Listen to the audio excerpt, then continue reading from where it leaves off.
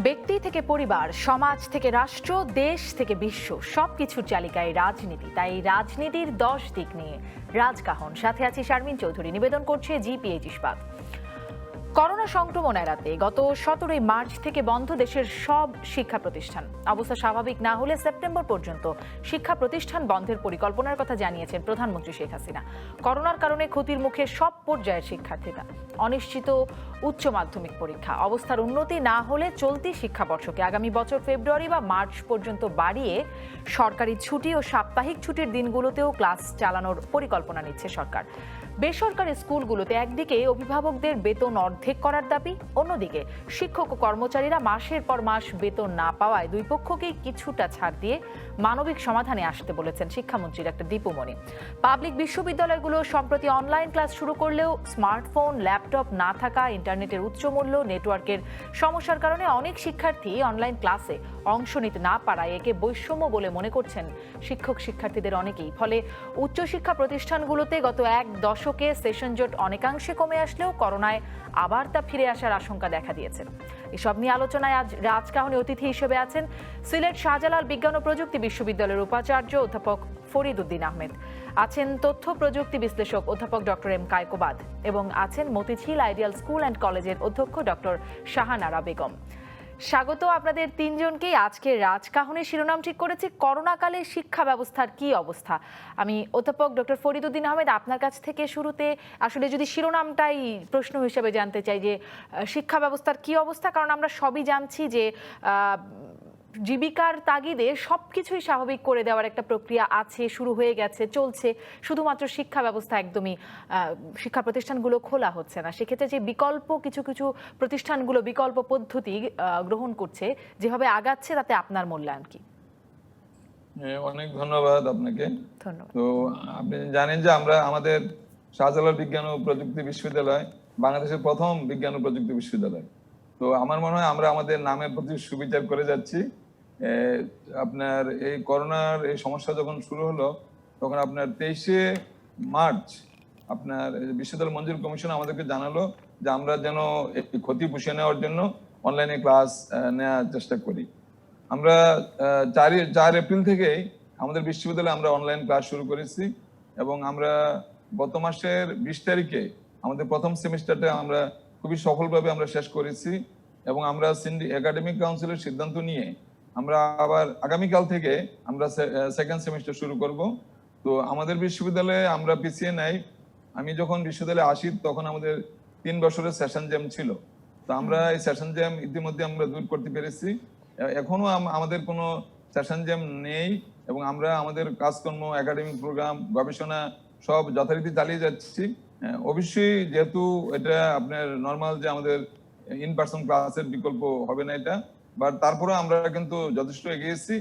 আমি মনে করি যে আমাদের বিশ্ববিদ্যালয়ের যে শিক্ষা এবং গবেষণা কার্যক্রম যথেষ্ট ভালোভাবে যাচ্ছে এবং আমরা বাংলাদেশের যে কয়েকটি পাবলিক ইউনিভার্সিটি প্রথম থেকে আমরা ক্লাস নিয়ে আসছে, আমরা মনে করি যে এর ভিতরে আমরা হলাম এখানে আপনার প্রিমিয়ার। আমরা এখানে তাদেরকে সকলকে আমি প্রথম থেকে শুরু করে আমরা খুব সুন্দরভাবে আমরা যাচ্ছি। আমাদের শিক্ষক এবং ছাত্রদেরকে, শিক্ষার্থীদের আমি ধন্যবাদ দেই যে আমরা সরকারও নির্দেশনা ছিল মাননীয় শিক্ষামন্ত্রী থেকে মাঝে মাঝে এবং ইউনিভার্সিটি গ্রান্টস কমিশন থেকে সমস্ত নিয়ম কানুন মেনে আমরা আমাদের শিক্ষা কার্যক্রম চালিয়ে যাচ্ছি। অধ্যাপক ফরিদ উদ্দিন, যদি এটি একটু বলেন, আপনি বলছিলেন যে একটা সেমিস্টার সফলভাবে শেষ করে পরের সেমিস্টারে ক্লাস শুরু হতে যাচ্ছে, পরীক্ষাগুলো কিভাবে হলো? এটা এখানে যেহেতু এখন এটা জাতীয় সমস্যা, আমাদের শুধুমাত্র শাহজালাল বিশ্ববিদ্যালয় না, আমাদের বাংলাদেশের যতটা 46টা পাবলিক বিশ্ববিদ্যালয় আছে সবাই কিন্তু আপনার এখন কমার বেশ এই অনলাইন ক্লাস শুরু করে দিয়েছে। এখন এই জায়গার মধ্যে আমরা বিশ্ববিদ্যালয় মঞ্জুর কমিশনের কাছ থেকে তাদের কাছ থেকে আমরা দিক নির্দেশনা চেয়েছি।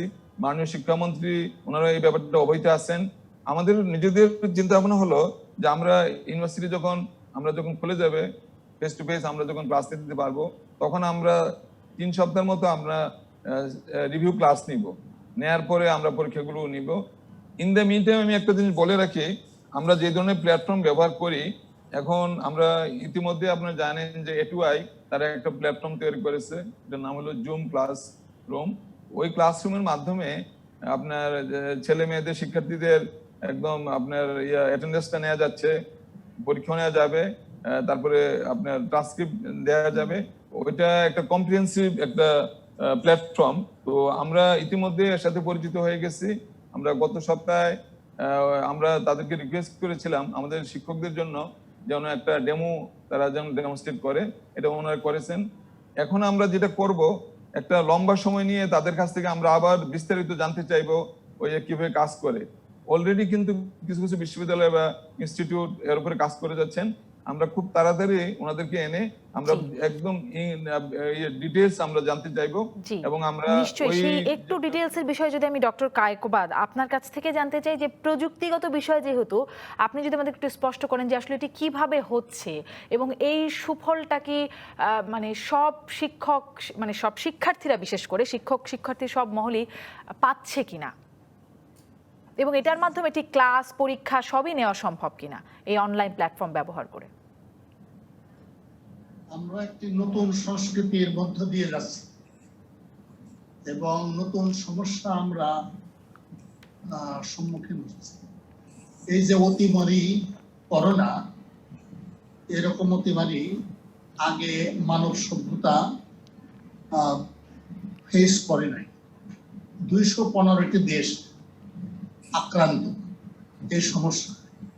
মার্কিন যুক্তরাষ্ট্রের মতো সম্পদশালী দেশ লকডাউন করার পরে তুলে দিতে বাধ্য হয়েছে, আমাদেরও তুলে দিতে বাধ্য হয়েছে। এটাই স্বাভাবিক। আমাদের কার্যক্রম চালিয়ে যেতে হবে, কাজ করতে হবে, দেশকে এগিয়ে নিতে হবে এবং শিক্ষাঙ্গনকেও তাই করতে হবে। শিক্ষাঙ্গনে আমরা কি করি? জ্ঞান দান করি এবং আমাদের ছাত্ররা সেই জ্ঞান আহরণ করে, দক্ষতা আহরণ করে। এই কাজটি আমাদের করতে হবে। আমরা জানি যে করোনা হলো ছোঁয়াচে রোগ, কাছাকাছি আসা যাবে না। সেটা যদি বজায় রাখতে চাই, বাংলাদেশ হলো সবচেয়ে দুর্বল দেশ, অত্যন্ত ঘনবসতিপূর্ণ। সারা পৃথিবীতে যত দেশ আছে আমাদের দেশের জনঘনত্ব সবচেয়ে বেশি। সুতরাং স্বভাবতই এমত অবস্থায় আমাদের ছেলে মেয়েরা শ্রেণীকক্ষে এসে পাঠদান নিতে পারবে না। এর অর্থ হলো আমাদেরকে অনলাইনে এই কাজগুলো করতে হবে এবং প্রকৃতপক্ষে বাংলাদেশে অনেক বিশ্ববিদ্যালয়, স্কুল, কলেজ, বিশেষ করে বেসরকারি বিশ্ববিদ্যালয় তাদের কার্যক্রম অনলাইনে চালিয়ে যাচ্ছে।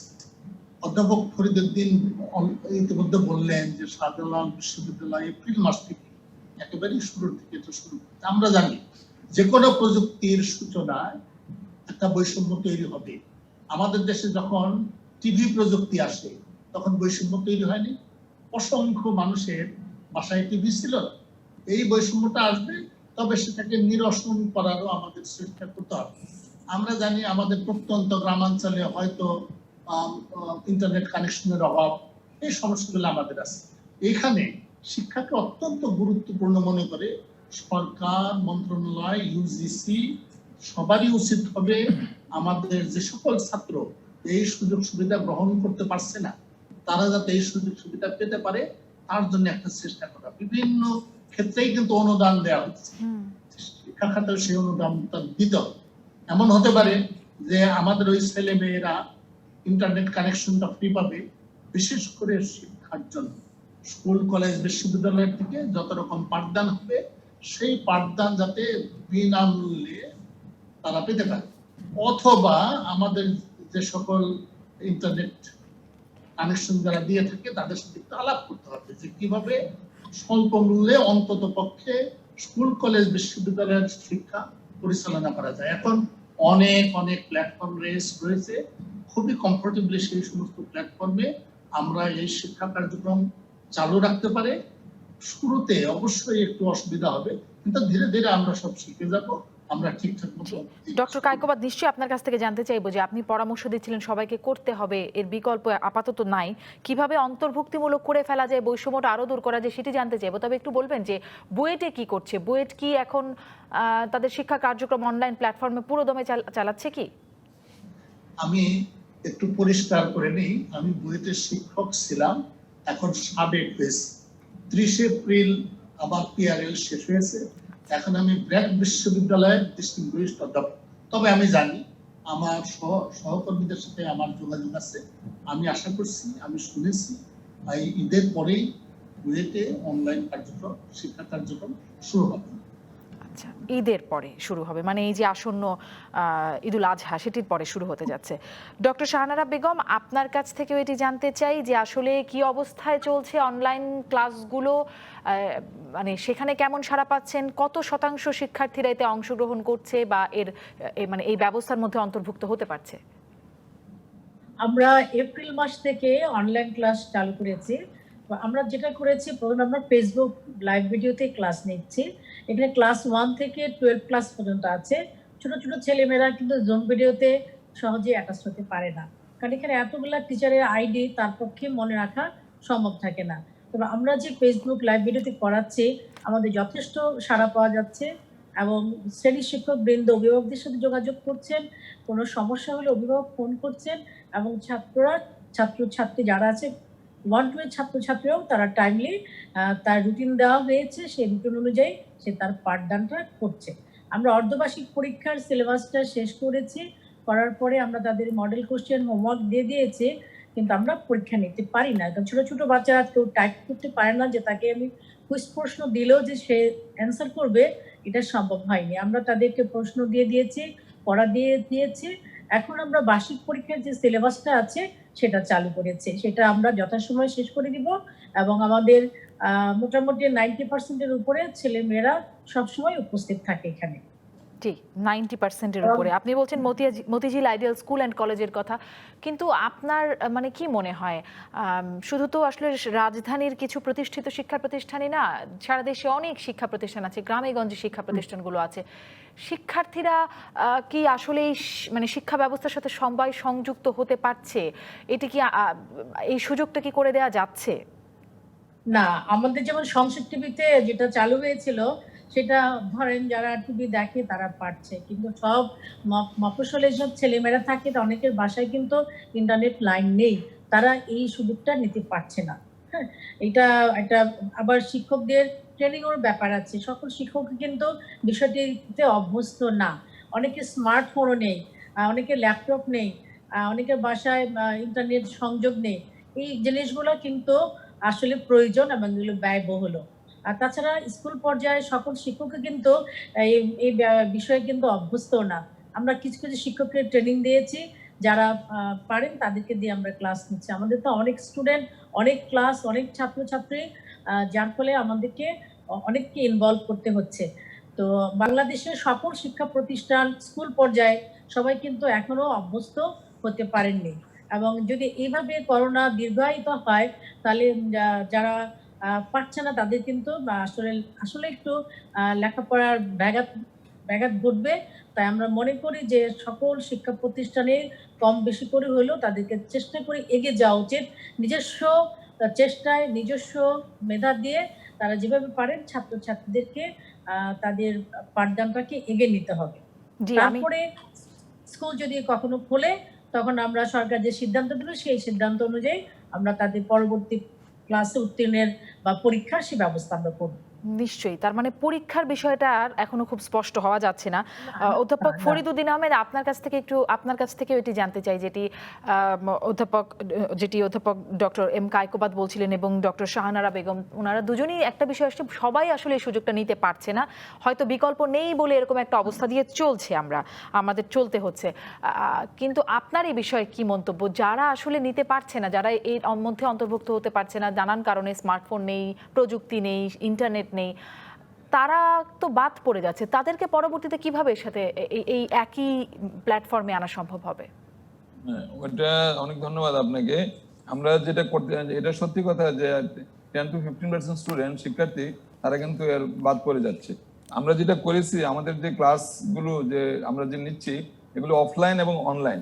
আমরা আপনার যে অনেকগুলো আমরা ক্লাসের পরে এগুলো রেকর্ড থাকছে, তারপরে আমরা অফলাইনেও পাঠাচ্ছি, যাতে পরবর্তী পর্যায়ে যে কোনো সময় তারা দেখে নিতে পারে। আরেকটা জিনিস আমরা করে যাচ্ছি, এটা হলো যে আমাদের যে টেলিফোন অপারেটর, তাদের সাথে গ্রামীণের সাথে আমরা কথা বলে তাদের সাথে আমরা একটা এগ্রিমেন্টে এসেছি। তারা আমাদের শাহজালাল বিশ্ববিদ্যালয়ের ছেলে মেয়েদের জন্য আপনার 15 জিবি দিবে 250 টাকায়, আর 450 টাকা দিবে 30 জিবি। আমরা যেটা ডিসিশন নিয়েছি যে আজকে লাস্ট ডেট ছিল, আমরা ছেলে মেয়েদের কাছ থেকে তাদের ফোন নাম্বারটা আমরা সংগ্রহ করেছি, পরে আমরা গ্রামীণকে নাম্বারগুলো দিয়ে দিব। গ্রামীণ তাদের প্রত্যেকের অ্যাকাউন্টে 15 জিবি করে পাঠিয়ে দিবে। আমরা গ্রামীণকে একটা চেক দিব, টাকা তাদেরকে আমরা শোধ করে দিব। আমাদের এখানে প্রতিটা ক্লাসে, আমাদের তো যেহেতু বিজ্ঞান ও প্রযুক্তি ইউনিভার্সিটি, আমাদের ক্লাসের সাইজ কিন্তু ছোট। যে আমাদের জিবি আপনি জেনেটিক ইঞ্জিনিয়ারিং আমাদের মাত্র 120 জন স্টুডেন্ট আছে টোটাল। আমরা প্রত্যেকটা ডিপার্টমেন্টেই আপনার যারা নাকি এরকম ভাবে অসচ্ছল ছাত্র বা যারা দাবি আমাদের কাছে চিঠি পাঠিয়েছে বা তারা যাচ্ছে, তাদেরকে আমরা সাপোর্টটা দিচ্ছি। আমরা এইভাবে ধরেন কোনো ডিপার্টমেন্টে আমরা 50% স্টুডেন্টসকে আমরা এইভাবে বিনামূল্যে আমাদের বিশ্ববিদ্যালয়ের তরফ থেকে আমরা কিন্তু আপনার যে নেটটা আমরা দিয়ে দিচ্ছি। প্লাস আমরা যেটা ডিসিশন নিয়েছি যে আমাদের আপনার প্রত্যেক শিক্ষককে আমরা 10,000 টাকা করে দিচ্ছি তাদের একটা গ্রাফিক ট্যাব কেনার জন্য, যেখান থেকে খুব সহজে ক্লাসের লেখা টেখা সমস্ত কাজগুলো করা যায়। তো আমরা আমরা আরো চিন্তা করেছি, প্রয়োজন হলে আমরা আমাদের সমস্ত শুরু করবো ইয়াং টিচারদের দিয়ে, লেকচারার, অ্যাসিস্ট্যান্ট প্রফেসর, তাদের সবাইকে একটা করে নেটওয়ার্কের সমস্যা মনে হয়। আমরা ধরেন যে আমি মাননীয় মন্ত্রীর সাথে কথা বলেছি মোস্তফা জব্বার, এবং আমরা আলোচনা চালিয়ে যাচ্ছি। আমাদের এখানে সিম্ফনি আছে, ওয়ালটন আছে, তাদের সাথে আমরা কথা বলছি কিভাবে ডিভাইসটা সস্তায় পাওয়া যায়। আপনারা খুবই দারুণ উদ্যোগ নিঃসন্দেহে নিচ্ছেন। শাহজালাল বিজ্ঞান ও প্রযুক্তি বিশ্ববিদ্যালয়ের জন্য শিক্ষক শিক্ষার্থীরা এর সুযোগটা পাবে নিশ্চয়ই, কিন্তু আরো বিশ্ববিদ্যালয় যেগুলো আছে, স্কুল কলেজ যেগুলো আছে, মাদ্রাসা, যে শিক্ষা প্রতিষ্ঠান সার্বিকভাবে আছে, সবাই একসাথে এগোতে পারছে না। এই অবস্থায় একটা বিকল্প ভাবনা নিশ্চয়ই মানে সামগ্রিকভাবেই নেওয়া উচিত। সেই বিষয়টা নিয়ে একটু শুনবো একটা বিরতির পরে। ফিরছি রাজকাহনে। ফিরে এলাম রাজকাহনে। একটা বিষয় ডক্টর ফরিদুদ্দিন আহমেদ একটু শুনে তারপরে আসলে ওই প্রসঙ্গ যাই যে সবাইকে অন্তর্ভুক্ত করতে আর কি করার পরামর্শ থাকবে সেটিতে যাব। সেটি হচ্ছে যে ব্যবহারিক ক্লাস পরীক্ষাগুলো আছে সেগুলো, মানে ক্লাসগুলোর কথা চিন্তা করি, যেহেতু পরীক্ষাগুলো আপাতত স্থগিতই আছে, আপনিও বলছিলেন, সেগুলো কিভাবে হচ্ছে, যেগুলো ল্যাব করতে হয় বা বিভিন্ন মাঠে গিয়ে কাজ করার যে বিষয় থাকে? এই কাজগুলো কিন্তু আমরা এই মুহূর্তে করতে পারছি না। সামাজিক বিজ্ঞান অনুষদ বা ব্যবসায় প্রশাসনে কিন্তু সমস্যাটা নাই। আমাদের যে বিজ্ঞান ভিত্তিক যে আমাদের যে ক্লাস আছে, এখানে কিন্তু আমাদের ওইটা হচ্ছে না। আমরা যেটা সিদ্ধান্ত নিয়েছি, আমরা যখন ইউনিভার্সিটি খুলবে তখন আমরা ব্যবহারিক ক্লাসগুলো নেব, তারপরে নেওয়ার পরে এরপরে আমরা পরীক্ষাগুলো আমরা নেব। তো ওই জায়গার ভিতরে আমরা এই মুহূর্তে অনলাইনে ব্যবহারিক পরীক্ষা নেওয়ার কোনো সুযোগ নাই। এটা আপনার ইন পার্সন এসে করতে হবে। সেজন্য আমাদেরকে যখন বিশ্ববিদ্যালয় খুলে যাবে তখন একটা নির্দিষ্ট সময় রেখে দিতে হবে, যাতে আমরা ক্র্যাশ প্রোগ্রাম নিয়ে ব্যবহারিক ক্লাসগুলো শেষ করে দিই, তারপরে আমরা পরীক্ষা যেতে পারবো। শিক্ষামন্ত্রীও বলছিলেন যে ছুটি থাকবে না, সরকারি ছুটি, সেগুলো অ্যাডজাস্ট করা হবে, করে হয়তো একটা ব্যবস্থা আছে। আবারও আসবো স্যার আপনার কাছে। আমি ডক্টর শাহনারা বেগম আপনার কাছ থেকে একটু জানতে চাই যে উচ্চ মাধ্যমিক পরীক্ষা আপাতত স্থগিত আছে, পরবর্তীতে জানা যাবে যে কবে হবে বা কোন প্রক্রিয়ায় হবে। সেই পরীক্ষার্থীরা এখন তাদের আসলে কি অবস্থা, তারা কি মানে তারা কিভাবে যাচ্ছে, তাদের উপর কেমন প্রভাব পড়ছে, সেটি যদি একটু বলতেন। আসলে ওরা খুব নাজুক অবস্থা আছে, পড়াও পড়ছে না, আবার মানে স্বস্তিতে থাকতে পারছে না কবে পরীক্ষা হবে। একই জিনিস তো বারবার পড়তে ইচ্ছা করে না। পরীক্ষাটা হয়ে গেলে হয়তোবা তারা পরবর্তী কোথায় ভর্তি হবে সেই প্রস্তুতি নিতে পারতো, কিন্তু এখন তারা কিছুই করতে পারতেছে না। সবাই ঘরে বসে আছে, বই আজকে হয়তো পড়তেছে, কালকে পড়ছে না, এরকম অবস্থা তাদের দিনগুলা যাচ্ছে। কবে হবে এই অনিশ্চয়তার মধ্যে দিয়ে তাদের সময়টা যাচ্ছে। জি নিশ্চয়ই। তাহলে মানে যখন পরীক্ষা হবে তখন আসলে তাদের মানসিক অবস্থা কেমন থাকবে সেটিও নিশ্চয়ই একটা ব্যাপার। তখন তারা মানে প্রাণ ফ্রি পাবে। আমি যেটা বলবো, একটা শিক্ষার্থীর যে শিক্ষা কার্যক্রম, তার আনন্দ, সেটা রুটিন একটা হলে, পরিবেশটা আসলে হবে। তবে আমি মনে করি যে এতগুলা বিষয় যাদের আছে, আমরা জানি অনেক বাইরের দেশে আছে যে মূল বিষয়গুলা ম্যাথমেটিক্স, মাতৃভাষা বাংলা, ইংরেজি, এই বিষয়গুলোর উপরে আমরা স্কুল পর্যায়ে যে ক্লাসগুলো আছে 1, 2, 3, 4 বা 6, 7, এখানে হয়তো আমাদের পরীক্ষা নিতে বললে আমরা সবগুলা বিষয়ে 10-12টা বিষয় না নিয়ে হয়তো কয়েকটা বিষয় নিয়ে যাচাই করতে পারবো। কিন্তু উচ্চ মাধ্যমিক বিষয়টা কিভাবে নেবেন, এতগুলো পরীক্ষা নেবেন নাকি 2 পেপার মিলে একসাথে নেবেন, এইটাও একটা মানে সিদ্ধান্ত হয়তো বা শিক্ষা মন্ত্রণালয় দিবেন। তার কারণ হলো কি, করোনা তো একেবারে চলে যাচ্ছে না। জানুয়ারিতে পরীক্ষা হোক বা ফেব্রুয়ারিতে পরীক্ষা হোক, করোনা কিন্তু একেবারে চলে যাচ্ছে না। এই শিক্ষার্থীদের একসাথে বসানো বা ওদের যে সিট অ্যারেঞ্জমেন্ট থাকে সেটা কেমন থাকবে, কতটুকু ডিস্টেন্স মেনটেন করবে, এগুলো আগে পরিকল্পনা করেই হয়তো বা পরীক্ষাটা শুরু হবে। জি, শিক্ষামন্ত্রী আমার- অবশ্য এই আমার- বিষয়ে বলছিলেন যে সম্প্রতি আমার একটা অনুষ্ঠানে সংযুক্ত হয়েছিলেন, তিনি ব্যাখ্যা করছিলেন যে ভাবা হচ্ছে যে কিছু বিষয় কমিয়েও পরীক্ষা নেওয়া যায় কিনা। ডক্টর কায়কোবাদ, আপনার কাছ থেকে একটু, আপনি যদি এটি একটু বলতেন যে আপনি সম্প্রতি আপনি বলছিলেন যে ব্র্যাক বিশ্ববিদ্যালয়ে আপনি যোগদান করেছেন, বেসরকারি বিশ্ববিদ্যালয়গুলোতে একটা অসুবিধা হয়ে যাচ্ছে কিনা, যেহেতু এইচএসসি পরীক্ষা হচ্ছে না, তাহলে তাদের নতুন করে সেমিস্টার যেটা শুরু হবার কথা সেখানেও তো একটা প্রভাব পড়বে নাকি? কোনো সন্দেহ নাই, সেখানেও প্রভাব পড়বে। শিক্ষার যে চক্র, সেটা কিন্তু পূর্ণ করতে হবে। আমি পাঠদান করলাম কিন্তু পরীক্ষা নিলাম না, তারপরে আমি মূল্যায়ন করলাম না, সেটা কিন্তু আসলে হবে না। আমরা জানি না কবে আমরা করোনা থেকে পরিত্রাণ পাচ্ছি। আমাদেরকে সবসময় মনে রাখতে হবে যে এই শিক্ষার যে চলমান প্রক্রিয়া, সেটা আমাদের চালিয়ে যেতে হবে যেভাবেই হোক। কারণ আমাদের ভাগ্য যদি খারাপ হয়, এটা আরো অনেক বেশি সময় থাকতে পারে। তাহলে কি হবে? তখন ছাত্ররা পাস করে বসে থাকবে, কিংবা যারা লাস্ট ইয়ারে পড়ালেখা করে তারা বসে থাকবে, তারা কি পাস করতে পারবে না? সুতরাং আমাদের এখানে গভীরভাবে ভাবতে হবে, শিক্ষার পূর্ণ চক্র সম্পন্ন করতে হবে, সেটা যেভাবেই হোক। এখন যেমন বলা হচ্ছে যে যেগুলো নাকি প্র্যাকটিক্যাল পরীক্ষা, সেগুলো কিভাবে নেওয়া যায়।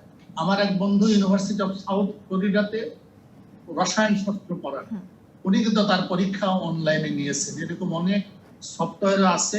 আমাদের ভাবতে হবে যে আমাদের ভাগ্য যদি খারাপ হয়, করোনা যদি বিলম্বিত হয়, অনেক দিন থাকে, তাহলে আমরা কি করব? তার জন্য আমাদের প্রস্তুতি রাখতে হবে। কিন্তু কবে করোনা শেষ হবে, মার্চ মাসে শেষ হবে আমরা ভাবছি, নাও হতে পারে আগামী বছরের শেষ হয়। সুতরাং ওর জন্য আমাদের প্রস্তুতি রাখতে হবে, যাতে ছাত্রদের এমনকি প্র্যাকটিক্যাল অনেক পরীক্ষায় আমরা অনলাইনে অনেকাংশে নিতে পারি। এখন অনেক সফটওয়্যার অ্যাভেলেবল, ওগুলো নিয়ে আমাদের R&D কিছুটা করতে হবে, যে কোনটাকে আমরা ব্যবহার করতে পারবো। আমরা তো জানি না কবে এটা শেষ হচ্ছে, আমরা বসে থাকতে পারি না। জি, ডক্টর কায়কোবাদ, নিশ্চয়ই এরপরে আমি আপনার কাছে একটু জানতে চাইবো, আপনি কিছুটা বলছিলেন যে পরীক্ষা নিতে হবে, পূর্ণ চক্র সম্পাদন করতে হবে, এই বিষয়ে কি আসলে সমন্বিত একটা পরিকল্পনা হচ্ছে কিনা, সরকার ভাবছে কিনা, আপনারা তার মধ্যে যুক্ত হচ্ছেন কিনা শিক্ষাবিদরা? অধ্যাপক ফরিদউদ্দিন আহমেদ, আপনার কি মন্তব্য? আসলে একটা জায়গায় মানে সাইকেল তো শিক্ষা ব্যবস্থা, একটা চক্র, তো সেখানে কোথাও কোথাও বাধাপ্রাপ্ত হলে এই চক্রটা চলবে কি করে? আপনি বলছিলেন আপনার বিশ্ববিদ্যালয়ের কথা, সেখানে সেশন জট মুক্ত করেছেন আপনারা, কিন্তু সামনে আবার সেটি হবার আশঙ্কা করছেন কিনা? কারণ সব ক্লাস চালিয়ে গেলেও পরীক্ষা তো নিতে পারছেন না। একটা বিরতি নিয়ে আসি, একটু বিস্তারিত আপনার কাছ থেকে এটি জানবো, আপনাদের পরামর্শ নেব নিশ্চয়ই। ফিরছি রাজকাহনে। ফিরে এলাম জিপিএইচ ইস্পাত নিবেদিত রাজকাহনে। অধ্যাপক ফরিদউদ্দিন আহমেদ, যে প্রশ্নটি করছিলাম যে শিক্ষা ব্যবস্থা যেহেতু একটা চক্রাকারে ঘুরছে, মানে বা পরীক্ষাগুলো যখন নেওয়া যাচ্ছে না, পরবর্তীতে মূল্যায়ন হবে বলে বলছেন, সেক্ষেত্রে সামনে সেশন জট এর আশঙ্কা করছেন কিনা, যেটি আপনার বিশ্ববিদ্যালয়ে আপনি কাটিয়ে উঠতে পেরেছেন বলে বলছিলেন, বিভিন্ন বিশ্ববিদ্যালয়ে মানে সার্বিকভাবে এটি হয়ে যাবে বলে মনে করছেন কিনা? সার্বিকভাবে হতে পারে, কারণ যারা এখনো অনলাইন ক্লাস শুরুই করেনি তাদের জন্য তো খুব ডিফিকাল্ট হবে। ফার্স্ট সেমিস্টার অলরেডি সময় চলে গেছে, তারা এখন শুরু করবে ফার্স্ট সেমিস্টার, তারাও কিন্তু already they are lagging behind, পিছনে পড়ে গেছে। আমরা আমাদের জন্য যেটা আমরা করতে চাচ্ছি এটা হলো যে, আপনি জানেন যে আমি বলছিলাম A2I তারা একটা প্ল্যাটফর্ম তৈরি করেছে, তারা হলো ভার্চুয়াল ক্লাস। ওই ক্লাসরুমের মধ্যে পরীক্ষা নেওয়ার ব্যবস্থা আছে, অ্যাটেন্ডেন্সের ব্যবস্থা আছে, মূল্যায়নের ব্যবস্থা আছে, সবকিছু কিন্তু ওখানে আছে। আমরা যেটা করে যাচ্ছি, আমরা তাদের সাথে খুব যোগাযোগ রক্ষা করে চলছি, এবং ওখান থেকে যদি আমরা এই প্ল্যাটফর্ম ব্যবহার করতে পারি তাহলে আমরা কিন্তু পরীক্ষা নিতে পারবো। এই পরীক্ষার হলের মধ্যে যে সার্ভিলেন্সটাও কিন্তু ব্যবস্থা ওখানে আছে ওখানে, এবং আমাদের ঢাকা বিশ্ববিদ্যালয় IBA এবং অন্যান্য কিছু প্রতিষ্ঠান অলরেডি এটা ব্যবহার করে যাচ্ছেন ওনারা। তো আমরা A2I এর সাথে যোগাযোগ করেছি, মাননীয় শিক্ষামন্ত্রী অলরেডি A2I এর যে প্ল্যাটফর্ম ভার্চুয়াল ক্লাসরুম, এটা উনি উদ্বোধন করেছেন। আমরা চাইবো যে ওই ধরনের প্ল্যাটফর্ম ব্যবহার করলে আমরা পরীক্ষা নেওয়ার যে সমস্যাটা, বা আমরা ওই জায়গায় যে আমরা এখন থেমে আছি, ওই জায়গা থেকে আমরা ওভারকাম করতে পারবো একটা। আর সেকেন্ড হলো, আমরা চুপচাপ বসে থাকলে তো কোনো কিছু হবে না। আমাদেরকে কাজ শুরু করার পরে আমরা বুঝতে পারবো আমাদের কোথায় সমস্যা, কোন জায়গার মধ্যে আমরা কোন চ্যালেঞ্জ ফেস করছি, ওই চ্যালেঞ্জগুলোকে আমাদেরকে মোকাবেলা করে আমাদের সামনে এগোতে হবে। আমরা চুপচাপ বসে থাকতে পারবো না। ছেলে মেয়েদেরকে আমরা তাদের ভবিষ্যৎটা কিন্তু আমরা ওইরকম ভাবে আপনার এইভাবে ঠেলে দিতে পারি না, যেখানে একটা আপনার অনিশ্চিত ভবিষ্যৎ। আমাদের সেশন জামে আমরা আর ফেরত যেতে চাচ্ছি না। আমাদের যে কোনো মূল্যে কিন্তু আমরা সেশন জন মুক্ত করে ছেলে মেয়েদেরকে আমরা তাদের পড়াশোনা শেষ করার ব্যবস্থা করতে হবে। এখন প্রাইভেট বিশ্ববিদ্যালয়গুলোর মধ্যে বেশিরভাগ কিন্তু ক্লাস হচ্ছে, পরীক্ষা হচ্ছে, অনলাইনে হচ্ছে এগুলো। পাবলিক ইউনিভার্সিটি যদি ওইটা না করি, তাহলে কিন্তু আমরা এখানে কিন্তু একটা বৈষম্য তৈরি হবে, আমরা কিন্তু পিছনে যাব। আমরা চাইছি না যে আমাদের ছেলেমেয়েরা আবার ওইরকম ভাবে একটা সেশন জ্যামের কবলে পড়ুক, তাদের জীবন থেকে মূল্যবান সময়টা চলে যাক। এবং ওইগুলোর জন্য প্রফেসর কায়কোবাদ যেটা বললেন, অনেক ধরনের চমৎকার চমৎকার প্ল্যাটফর্ম তৈরি হয়ে গেছে, যেগুলো আমরা খুবই অনেক বিনা পয়সা পেতে পারি, সাশ্রয় মূল্যে পেতে পারি। ওইভাবে করে করে আমরা কিন্তু ওই টুলগুলো ব্যবহার করে আমরা চমৎকার ভাবে অনলাইন ক্লাস আমরা নিতে পারি, পরীক্ষা নিতে পারি, সমস্ত কিছু করতে পারি। কিন্তু এই জন্য আমাদেরকে আমাদের বিজ্ঞান ও প্রযুক্তি ইউনিভার্সিটি বইয়ের তো বাংলাদেশের প্রথম এরকম ভাবে একটা ইউনিভার্সিটি, খুবই বিশ্বে যেটা সমাদৃত। আমাদেরকে ওই জায়গার মধ্যে সামনে এগিয়ে অন্যদেরকে রাস্তা দেখাতে হবে। আমাদের বিশ্ববিদ্যালয়ে আপনি সেখানে জানেন যে আপনাদের একটা এই যে সমন্বিতভাবে আপনি আপনার বিশ্ববিদ্যালয়ের কথা বলছেন বা বিভিন্ন বেসরকারি বিশ্ববিদ্যালয় যার যার মতো ব্যবস্থা করে নিচ্ছে, একটা সমন্বিত ব্যবস্থাপনা পরিকল্পনা চিন্তা করা হচ্ছে কিনা, যেহেতু সামনে অনিশ্চিত, একটু এক লাইনে যদি বলেন ডক্টর ফরিদ। আমরা আপনার এই এখন পর্যন্ত আমরা প্রায় 2-3টা মিটিং এ মাননীয় শিক্ষামন্ত্রীর সাথে আমরা বসেছিলাম। আমরা বিশ্ববিদ্যালয় মঞ্জুর কমিশনের সাথে সমস্ত উপাচার্যরা কিন্তু মিটিং করেছি, আমরা ওনাকে কতগুলো আমরা পরামর্শ দিয়েছি। আমরা সমন্বিত যাতে একটা পদ্ধতি বের করা যায়। আমরা আবার বিশ্ববিদ্যালয়ের উপাচার্যদের একটা সংগঠন আছে, ওখানে আমাদের আবার আগামীকাল একটা সভা হবে। আমরা সবাই চাচ্ছি সমন্বিত ভাবে, আমরা এককভাবে পথ চলতে যাচ্ছি না, আমরা চাচ্ছি সবাইকে অন্তর্ভুক্ত করে কেমন সামনে এগোনো যায়। সেজন্য পরীক্ষার কথা বললাম। সেটাই প্রত্যাশিত। আমি একটু ডক্টর কায়কোবাদ স্যারকেও একটু শুনে নিই যে আসলে এটি করতে আপনার কি পরামর্শ, আসলে সার্বিকভাবেই পরামর্শটা জানতে চাই, যেহেতু ইতোমধ্যেই 4 মাস চলে গেছে, করোনায় আক্রান্ত হয়েছে শিক্ষা ব্যবস্থা। সেখানে সামনের দিনগুলোতে শিক্ষার্থীদের জন্য, শিক্ষকদের জন্য এবং সরকারের জন্য কি পরামর্শ?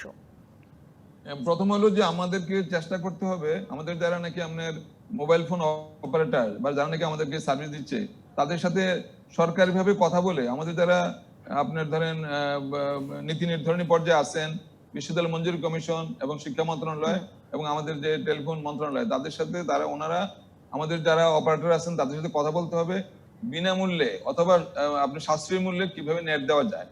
আমরা ইন্ডিভিজুয়ালি কথা বলে গ্রামীণের থেকে আমরা একটা জি, আপনি বলছিলেন সেটি শাহজালাল বিশ্ববিদ্যালয়ের জন্য হয়েছে। ডক্টর কায়কোবাদ স্যারকেও একটু শুনে নিই। স্যার, আপনার কি পরামর্শ থাকবে? এই পার্টিকুলার ক্ষেত্রেও সরকার বেশ করতে পারে। সরকার যদি নেগোশিয়েট করে, আমাদের যত টেলিফোন অপারেটর আছে তাদের সাথে আলাপ করলে নিশ্চয়ই একটা ভালো একটা ডিল আমাদের বিশ্ববিদ্যালয়, স্কুল, কলেজের জন্য তারা আদায় করতে পারবে।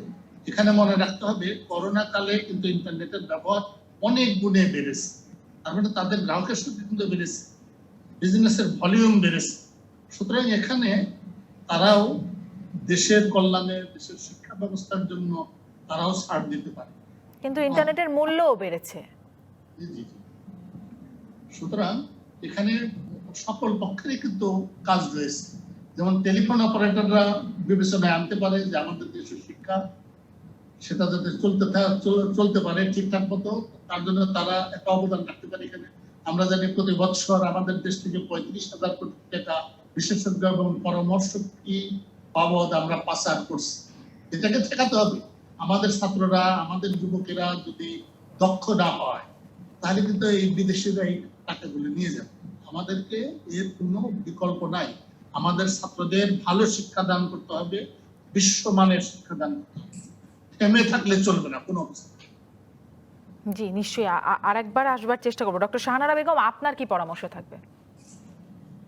জি, আমরা তো ঢাকা শহরের স্কুল পর্যায়ের যে শিক্ষা প্রতিষ্ঠানগুলো আছে তারা হয়তো চালিয়ে যাচ্ছে, এবং একই সাথে বাংলাদেশের যত শিক্ষা প্রতিষ্ঠান আছে স্কুল পর্যায়ের সবাই যাতে এই সুবিধা গ্রহণ করতে পারে সেই ব্যবস্থাটা যাতে করে দেওয়া যায়, এবং সরকার সেইটা মাথায় নিয়ে করেন, তাহলে আমাদের ছাত্রছাত্রীরা আশা করি যে তারা তাদের যে সেশন জট বা তাদের যে পড়াশোনার ব্যাঘাত ঘাটতি সেটা হবে না।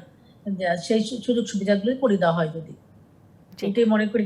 ঢাকাতে কোনো সমস্যা নেই, আমাদের ঢাকাতে সমস্যা নেই, কিন্তু সারা দেশব্যাপীর কথা যেটি বলছেন, ধর এখানে আবার আরেকটা বিষয় আছে, অনেক প্রতিষ্ঠানে শিক্ষকরা বেতন ভাতা পাচ্ছেন না, কোথাও কোথাও ছাঁটাই হয়ে যাচ্ছেন। সেখানে আসলে ডক্টর কায়কোবাদ একটু শুরু করেছিলেন প্রণোদনার আওতাভুক্ত করবার জন্য, সেখানে আপনার কি মতামত ডক্টর শাহানারা? প্রণোদনা আসলে শিক্ষককে কত টাকা প্রণোদনা দিবে? আমরা শুনেছি যে শিক্ষকদের 5,000 টাকা আর স্টাফ বা পিয়নদের 2,500 টাকা। মানে একটু 5,000 টাকা বা 2,500 টাকা প্রণোদনা দিয়ে কিন্তু শিক্ষকের তো চলবে না। একটা শিক্ষক যে বেতন পায়, শিক্ষা মানে স্কুল পর্যায়ের যে শিক্ষক বেতন পায়, তা দিয়ে কিন্তু তার বাসা ভাড়া দিয়ে ছেলে মেয়ে নিয়ে চলা কিন্তু খুব কঠিন হয়ে যাচ্ছে। আমি দেখছি যে আমাদেরই প্রতিষ্ঠানে কিছু কিছু শিক্ষক বাসা ছেড়ে তার গ্রামের বাড়িতে চলে গেছেন। এরকম অনেক স্টাফ আছে, তারাও বাসা ছেড়ে দিয়ে চলে গেছেন। কারণ অনেক স্কুলে কিন্তু আমরা হয়তো এখনো দিয়ে যাচ্ছি, সামনে কতটুকু পারবো আমরা জানি না, হয়তোবা পারবো না। ছাত্রছাত্রী আমাদের যেহেতু বেসরকারি স্কুল, আমাদের 90% টিচারকে বেতনই স্কুল থেকে দিতে হয়। 10% টিচারের বেতন আমরা হয়তো এমপিওতে পাই, এবং তার আবার বাসা ভাড়া বা অন্যান্য ভাতাগুলো স্কুল থেকে দিতে হয়। তো অন্যান্য স্কুল যারা আছে তাদের হয়তো এটাও হয় না। ছোট স্কুল যারা, তখন তারা তো বেতন দিতে পারছে না, আমরাও সামনে হতে পারবো না। তখন জি। কিভাবে কি ব্যবস্থা নেওয়া হবে, যেহেতু জি। আমাদের একটা গভর্নিং বডি আছেন, জি। তারা চিন্তা আমি করবেন ডক্টর কিভাবে চলবে। কায়কোবাদ আপনার কাছ থেকে একটু এই জায়গাটা, আপনি এই বিষয়টা একবার এসেছিলেন, সেজন্য জানতে চাই যেখানে আপনার কি আহ্বান থাকবে, সরকারের প্রতি কোনো আহ্বান থাকবে কিনা বা কোনো পরামর্শ থাকবে কিনা? হ্যাঁ, সরকার আমন থাকলে সরকার তো এত দিতে পারবেন না, কারণ দেশে বেসরকারি স্কুলের সংখ্যা কিন্তু অনেক বেশি, সরকারি স্কুলের জি। সংখ্যা খুবই কম, হাতে গোনা। এতগুলা বেসরকারি স্কুলে পুরা বেতন চালানো সরকারের পক্ষে কোনোভাবেই সম্ভব হবে না। যত প্রণোদনা সরকার দেখলে যেন হয়তো আংশিক দিবে, কিন্তু এটা আমাদের হয়তো এই করোনাকালীন সময়ে, যেটা আমাদের মাননীয় শিক্ষামন্ত্রী মহোদয় বলেছেন যে অভিভাবককে কিছুটা ছাড় দিতে হবে, শিক্ষা প্রতিষ্ঠানকে কিছুটা ছাড় দিতে হবে। আমি পুরাটা দিতে না পারলেও যদি কিছু নিশ্চয়ই। দিতে পারি, যাই পেলাম সেটাই করতে হবে। জি, এই সময়টা কিন্তু নিশ্চয়ই কাউকে টিকে জোর থাকাটাই করা- আমাদের জন্য বড় চ্যালেঞ্জ। অনেক ধন্যবাদ, অনেক ধন্যবাদ ডক্টর শাহনারা বেগম, ধন্যবাদ অধ্যাপক ডক্টর এম কায়কোবাদ, এবং ধন্যবাদ ডক্টর ফরিদুদ্দিন আহমেদ। আপনাদের তিনজনকেই আজকের মতো শেষ করব রাজকাহন, জিপিএইচ ইস্পাত নিবেদিত রাজকাহন থেকে বিদায়।